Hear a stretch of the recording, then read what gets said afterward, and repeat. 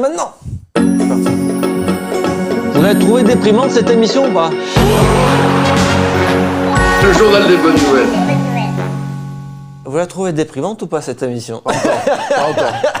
Non, parce que là c'est le journal des bonnes nouvelles. Oui, C'est ça. Après, on pourra déprimer un peu. Non, franchement, je tiens encore à remercier la personne qui nous a fait ce générique. Il est vraiment sympa. Parce que je trouve vraiment très drôle. Voilà. Allez, c'est parti, journal des bonnes nouvelles. Alors, le journal des bonnes nouvelles, on commence par une très bonne nouvelle. Après le fair play financier, l'OM a passé la difficulté de la DNCG. Parce qu'on s'inquiétait toujours un petit peu avec le trou énorme qu'il y a dans les comptes. Est-ce qu'ils allaient réussir à passer? Et a priori, pas de problème. Selon RMC, en fait, Frank McCourt a promis qu'il y aurait des ventes. Donc ça, c'est pas forcément une bonne nouvelle. Mais bon, ça fait partie du fait que ça passe aussi. Il va y avoir aussi un petit peu d'argent avec les droits télé. Et surtout, il se sera engagé à mettre 20 millions d'euros. Donc, bon, les dettes, ça s'arrange pas quand même. Hein. Donc, pour certains, ça va spéculer encore sur la vente du club ou pas. Le fait est que Frank McCourt, il est toujours là et qu'il se porte encore garant par rapport à ces énormes déficits accumulés. Et il a, donc c'est quand même une bonne nouvelle. L'OM a passé, son passage dans la DNCG. Et on en reparlera dans quelques minutes aussi de ce passage et de la vente. Et ça, c'est une bonne nouvelle pour la saison à venir. La deuxième bonne nouvelle, c'est qu'on a eu la première vraie recrue. Parce qu'on a eu des petits jeunes qui sont passés pro, on a eu des prolongations, on a eu une option d'achat levée avec Alvaro. Mais là, on a eu une vraie signature. Un joueur presque libre. Donc c'est Pape Gueye, il est presque libre parce qu'en fait il était en fin de contrat avec Le Havre, mais il avait déjà signé avec Watford. Alors maintenant on a parlé aussi qu'il avait peut-être aussi signé avec Bordeaux. Donc le mec en fait il a peut-être signé avec plein de clubs avant. Donc ça pourrait coûter un petit chèque à l'OM. Donc ça peut se négocier après. Si tu payes 2-3 millions d'euros pour Pape Gueye. C'est sûr qu'il a signé à l'OM. Non, l'OM c'est sûr. Ah, Ça a été d'accord, présenté ça va. officiellement. Après, Watford, ils avaient annoncé officiellement aussi qu'il avait signé. Donc, non, après l'histoire, c'est vrai que ça pourrait se régler avec un petit chèque de l'OM, mais le danger qu'il y a, c'est s'il ne règle pas à l'amiable.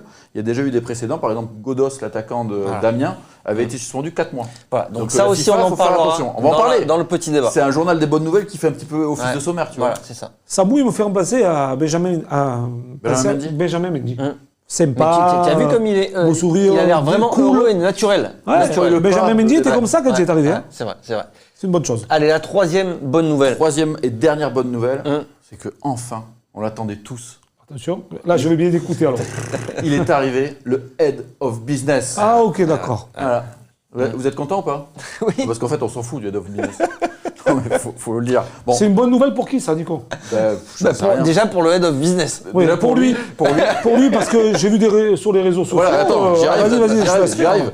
Le truc, c'est. Alors, ce monsieur s'appelle Hugues Ouvrard, et ce qu'on peut dire, c'est qu'il s'est fait ouvrir sur les réseaux sociaux. Parce qu'effectivement, le mec arrive. Alors, bon, le problème, c'est que ça, c'est le problème du président Hérault, c'est qu'il fait monter la sauce même sur le Head of Business, alors que tout le monde s'en fout du Head of Business. Et donc, il fait monter la sauce là-dessus, et bien sûr, la Team OM, où c'est quand même. Les mecs, c'est des renards. Hein. Ils sont allés chercher des tweets où on voit son petit côté supporter du Parisien, du PSG, un peu supporter du FC Metz, Ryan.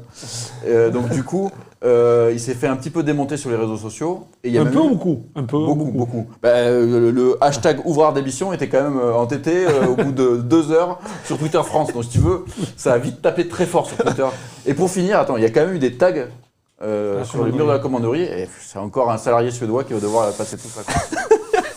Après, je sais pas si c'est une bonne nouvelle pour lui. Ça commence bien. Je termine, parce que là, c'était mes 3 bonnes nouvelles. C'est pas une vraie bonne nouvelle, c'est une petite dédicace d'une bonne nouvelle de la semaine dernière. On a vu une petite photo passer de notre ami Grégory Sartic, où il a pris une photo à Merano. Alors, est-ce qu'il a mis beaucoup d'argent de côté pour aller faire des petits lavements pendant une semaine? Ça, je sais pas. Mais en tout cas, à mon avis, il est chaud pour aller en MLS. Hein. Il va se préparer, il est prêt. Hein. Ça fait 2 ans qu'il se prépare, le mec.